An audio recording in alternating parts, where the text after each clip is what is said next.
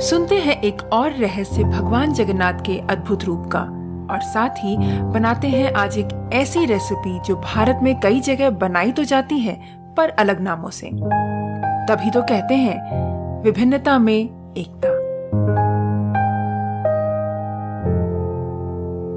The test of India podcast, जिसका सार विभिन्नता में एकता है, जहां भारत की सांस्कृतिक विभिन्नता को हम स्वादिष्ट व्यंजनों के माध्यम से एक सूत्र में बांधेंगे। इस कुकरी शो से अब आप बिना कंप्यूटर या बिना किताब छुए फोन के माध्यम से अपने ही किचन में इन स्वादिष्ट रेसिपीज को सुनते हुए बना सकते हैं। इन रेसिपीज को आप हमारे वेबसाइट thetasteofindia.com पर भी पढ़ सकते हैं। नमस्कार, the test of India podcast के इस नए एपिसोड में मैं पूजा और मैं दिलीप आप सबका हार्दिक स्वागत करते हैं। So listeners, I am sure you might be eagerly waiting for the second story of Lord Jagannath. Remember, in the last episode, we told you that this week we are going to come with the second story of Lord Jagannath.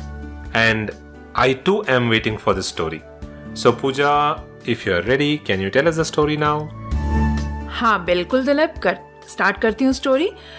तो दिलीप, दूसरी कहानी जो है वो महाभारत से ली गई है, जो बताते हैं कि भगवान जगन्नाथ के रूप का रहस्य।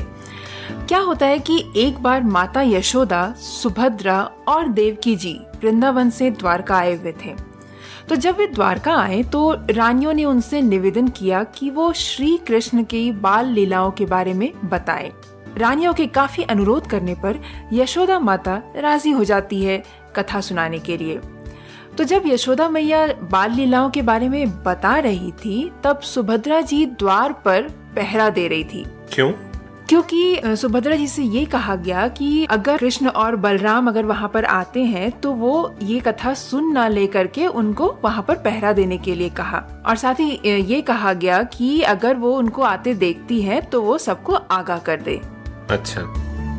पर सुभद्रा जी भी श्री कृष्ण की बाल लीलाओं में इतनी मग्न हो गई थी कि उन्हें श्री कृष्ण और बलराम के आने का विचार ही ना रहा, और दोनों भाई लीलाएं सुनने लगे और उन्हें इतना आनंद मिला कि उनके बाल सीधे खड़े हो गए, उनकी आंखें बड़ी बड़ी सी हो गई, उनके होठों पर एक लंबी सी मुस्कान आ गई और उनके शरीर भक्ति के प्रेम भाव में वातावरण में पिघलने लगे। अच्छा। सुभद्रा बहुत ज्यादा भाव विभोर हो गई थी, इसीलिए उनका शरीर सबसे ज्यादा पिघल गया, और इसीलिए है कि उनका कद जो है जगन्नाथ के छोटा है। एग्जैक्टली। और तभी वहाँ नारद मुनि आ जाते हैं, और उनके आते ही सब लोग वापस जो है अपने आवेश में आ जाते हैं। तो श्री कृष्ण का ये रूप देखकर नारद जी कहते हैं कि हे प्रभु, आप कितने सुंदर लग रहे हैं, आप इस रूप में कब अवतार लेंगे? तो कृष्ण ने कहा कि वो ये अवतार कलयुग में लेंगे, और उन्होंने कलयुग में राजा इंद्रद्युम्न को माध्यम बनाकर ये जगन्नाथ अवतार लिया। अच्छा, तभी कलयुग में जगन्नाथ मंदिर में कृष्ण जी उस अवतार में पाए जाते हैं। बिल्कुल, एग्जैक्टली यही कारण है दिलीप। तो ये है स्टोरी बड़ी बड़ी आंखों वाले जगन्नाथ भगवान का। बिल्कुल सही, यही है स्टोरी, और ऐसे ही कहा जाता है कि यही कारण है कि उनकी मतलब वो जो कृष्ण जी का जो स्थापना हुआ है वहाँ पर, वो बहुत ही अलग हटकर है। अगर आप देखोगे बाकी जो तस्वीरें हम देखते हैं भगवान की, बहुत ही अलग हटकर है।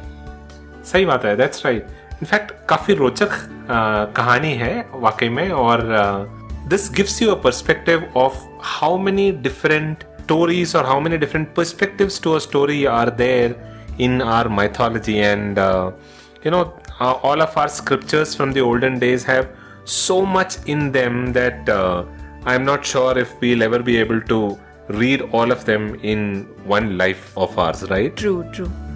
तो पूजा कथा तो हो गया, अब थोड़ी सी पेट पूजा की जाए। तो अब पेट पूजा भी करनी है, वैसे सही भी है। आखिर पेट पूजा जिंदगी का एक अहम हिस्सा जो है। हाँ जी। और वैसे भी भोजन हमेशा से एक कारक रहा है जो भारत को एक साथ बांधता है। भारत में इतनी सांस्कृतिक विभिन्नता होने के बावजूद भी ये अभी भी एक साथ भोजन और उत्सव के माध्यम से एक दूसरे से घुल मिल जाते हैं। बिल्कुल सही कहा पूजा। If you look at all of these festivities, in fact all of the food, we are so closely knit by these two things. हम सबके त्योहारों को एक साथ मनाते हैं और हम इतने डिफरेंट तरह के खान पान हम खाते हैं, मगर इन सब में कुछ ना कुछ समानता है. It could be in a different way that it is cooked in one part of India, but the same thing is pretty much done everywhere in India, and we are so close to each other and so closely knit. In fact, yes, what you said is right, that we have been closely knit because of the food and all of these festivals that we celebrate. और अब देखो ना, आप आज जो मैं recipe बनाने जा रही हूँ वो रेसिपी है स्वीट पोंगल. अब ये स्वीट पोंगल भारत के कई हिस्सों में बनाए जाते हैं. स्वाद में भी एक दूसरे से काफी मिलते जुलते हैं, बस बनाने के तरीके में और थोड़ी थोड़ी सामग्रियां इधर उधर हो जाती है, इतना ही. जैसे कि ये स्वीट पोंगल अगर देखा जाए तो बिहार में भी बनाया जाता है, जिसे रसिया के नाम से जाना जाता है. कोलकाता में बनाया जाता है, जिसे आई थिंक नोलन गुड़ पायस कहा जाता है. मध्य प्रदेश, राजस्थान, उत्तर प्रदेश में भी इसे बनाया जाता है, जिसे बाखीर, गुड़ चावल खीर और भूरी खीर कहते हैं. और केरला में भी इसे बनाया जाता है, जिसे अरी पायसम या शक्करा पायसम कहते हैं, तो जिसमें कि बेसिकली कोकोनट मिल्क डालकर बनाया जाता है. Oh, that's an interesting fact that you gathered, that sweet pongal is made across all of India with a slight variation and is known by different names. So that's interesting. वैसे दिलीप, आपको पता है कि पोंगल का मतलब क्या होता है? That's a tricky question. Not exactly. Pongal का मतलब तमिल में होता है ओवरफ्लोइंग, जो समृद्धि और भरमार का प्रतीक होता है. और तमिलनाडु में पोंगल वाले दिन घरों में सुबह सुबह नए मिट्टी के बर्तन में दूध उबालने का प्रचलन भी है. और ऐसा माना जाता है कि दूध उबल के गिरना चाहिए बाहर, क्योंकि उसे शुभ माना जाता है. और जब दूध उबलता है और बर्तन से बाहर निकलता है तो परंपराओं के अनुसार ये कहा जाता है कि लोगों को पोंगलो पोंगला चिल्लाना चाहिए. वाकई में हमारा भारत अद्भुत है ना? That's right. So, are we going to make sweet pongal today then? Exactly. आज हम बनाएंगे sweet pongal. Then let us see how this sweet pongal is made in Tamil Nadu style. So, Pooja, we are ready. तो श्रोताओं, आज की recipe बनाने के लिए हमें चाहिए होंगे 1 कप चावल, हाफ कप मूंग दाल, 2 टेबलस्पून चना दाल जिसे हम सोक कर लेंगे, 2 कप जैगरी, 2 से 3 टेबलस्पून फ्रेश कोकोनट जिसे आप चॉप कर लें, 20 कैश्यू नट्स, 20 काउंट के रेजिन्स यानी कि किशमिश, 1 टीस्पून कार्डमम पाउडर यानी कि इलायची पाउडर, 5 टेबलस्पून घी चाहिए होंगे, हाफ कप दूध और तकरीबन 6 से 7 ग्लास पानी का. So the ingredients for sweet pongal are 1 cup raw rice, half cup moong dal, 2 tablespoon chana dal that is soaked, 2 cup jaggery, 2 to 3 tablespoon fresh coconut that is chopped, 20 pieces of cashew nuts, 20 numbers of raisins, 1 teaspoon cardamom powder, 5 tablespoon ghee, half cup milk and 6 to 7 glass of water. तो आइए देखते हैं कि इस recipe को बनाते कैसे हैं. इस रेसिपी को बनाने के लिए हम एक प्रेशर कुकर लेंगे जिसमें कि हम डालेंगे दूध और 6 से 7 ग्लास पानी का और उसे हम बॉईल होने देंगे. और जब ये बॉईल हो जाए तो उसके बाद हम इसमें डालेंगे चावल, मूंग दाल और सोक किया हुआ चना दाल और इसे हम पकाएंगे 3 विसल आने तक. और जब प्रेशर कुकर का प्रेशर अपने आप रिलीज हो जाए उसके बाद हम ढक्कन खोलेंगे और इन चावल और दाल के मिक्सचर को जो है हम अच्छे से मैश कर लेंगे स्पून से. और उसके बाद हम एक काम करेंगे कि जैगरी, जनरली अगर आपके पास पाउडर्ड जैगरी हो तो अच्छी बात है, बट अगर आपके पास जैगरी जो है चॉप किया है तो उसे ऑफकोर्स पानी में आपको मेल्ट करना होगा और उस मेल्ट करने के बाद उस पानी को आपको इसमें पोर करना है इस मिक्सचर में. बट अदरवाइज आपके पास अगर नॉर्मल पाउडर्ड जैगरी तो वो चाहिए तो आप ऐसे भी डाल सकते हैं, जो भी आपको इजी लगता है आप वो कर सकते हैं. तो उसके बाद जैगरी पाउडर इसमें डालेंगे या फिर जैगरी का पानी डालेंगे इसमें और कार्डमम पाउडर साथ में डालेंगे और उसके बाद हम इसे लो फ्लेम पर तकरीबन 15 मिनट तक कुक करेंगे और बीच बीच में चलाते रहेंगे.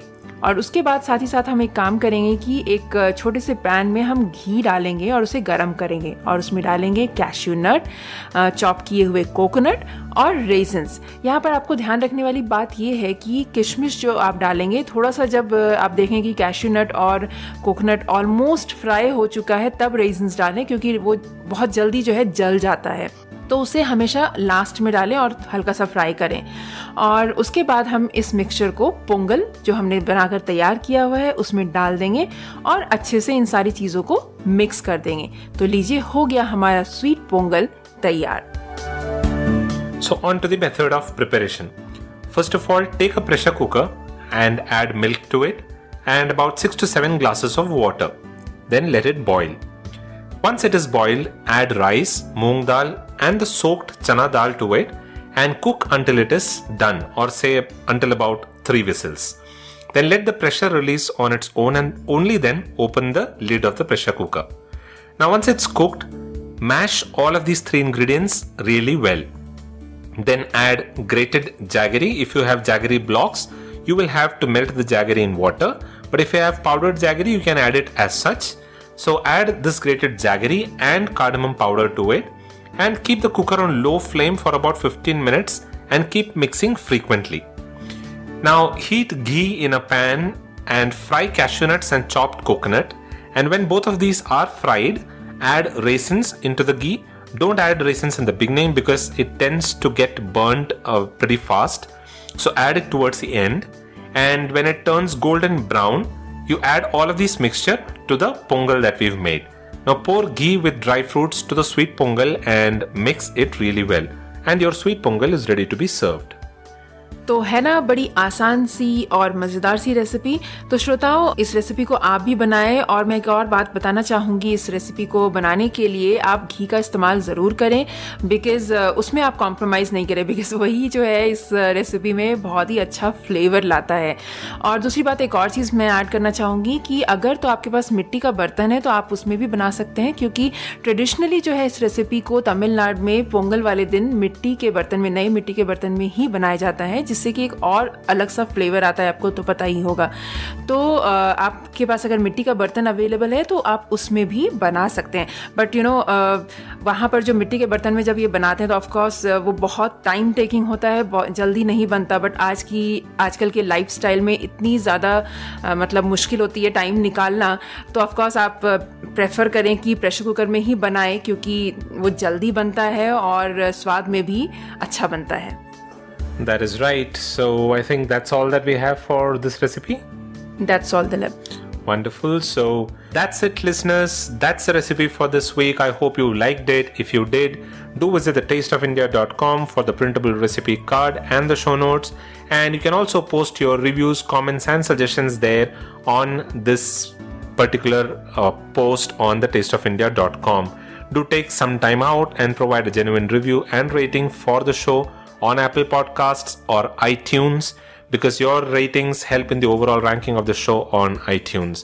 We are available on all podcasting platforms. So if it is Spotify, Hubhopper, Audio Boom, Gaana, Savan, or any other platform of your choice, please pick that and search for the Taste of India podcast and you should be able to find us there.